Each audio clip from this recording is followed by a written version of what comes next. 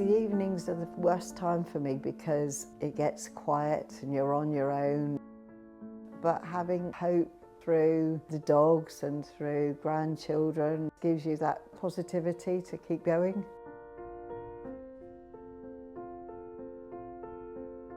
I'm Jane Brimacombe. I teach and coach swimming.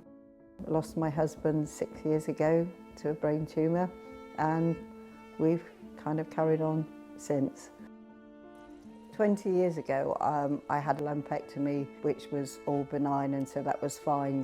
6 years ago, there was a lump that didn't seem quite the norm. I had a biopsy, which then proved that it was cancerous. The first thoughts going through my head was scary. Am I going to survive? Am I going to be all right? How am I going to tell everybody? How am I going to tell my mother? Because I was trying to be the strong person, especially since Peter went, that I would be there for everybody else and to be their support system, and that perhaps then I might need their support for a bit rather than supporting them. I think that's why it was hardest. I had my lumpectomy and then 3 weeks of radiotherapy. Eventually went back to work, but not quite in the same way. All right then, come on in, Kellys. A year later, I had a pain underneath my arm, and unfortunately the cancer had gone to the rest of the lymph nodes that were left, so ended up having lymph nodes removed. There he is. The second operation had more of an impact. I had restricted movement in my arms, so I had to work on that, and it seemed to have more of a mental effect on me as well. I did struggle with going back to work. I came up to him and told him that I had breast cancer, but I wasn't joining him anytime soon, so he was still on his own, I'm afraid. But yeah,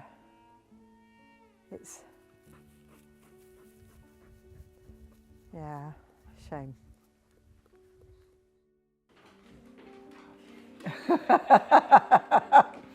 Hello, gorgeous. Hey, you gorgeous. Are you gorgeous? Yeah. She likes to give you lots of kisses, doesn't she? Yeah.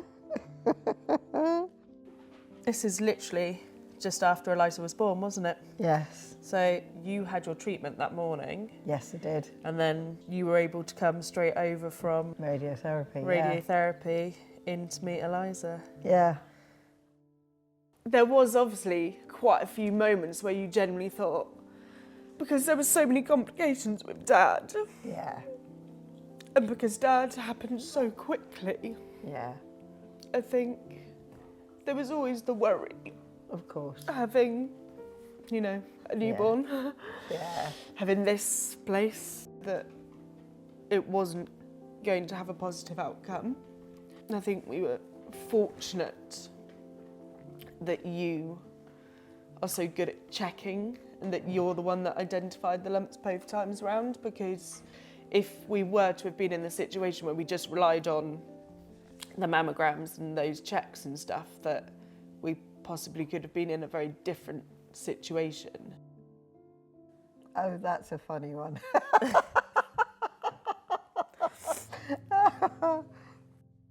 I need to hoist my baler twine up the other side, I think. Sometimes I do overexert myself and get a bit tired. No, that didn't work. But it's just realising that sometimes you have to kind of go, yes, please, can you help me? And not be quite so independent.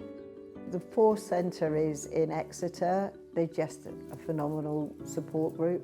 We were able to get some massages through the Force Centre and also some acupuncture. You'd have your treatment, but you'd have a giggle and a chat, and everybody would share all sorts of different experiences and stories. Come on then. Come on, Rosa. Come on. The Bioside app is useful because you can just do a little bit of research. You've got a calendar, so you can put all of your appointments in there, and you can check and look up your medication. It's just all there in one place. I had my news 6 weeks after my operation.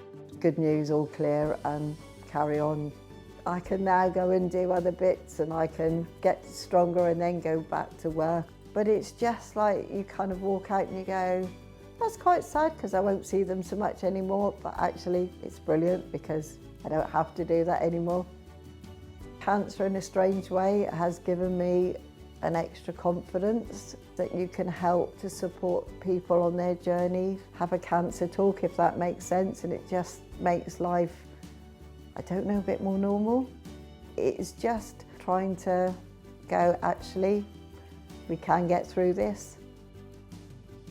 I love spending time with my grandchildren, being with them and my children and the dogs and friends.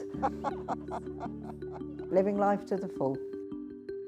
Good girls, good girlies.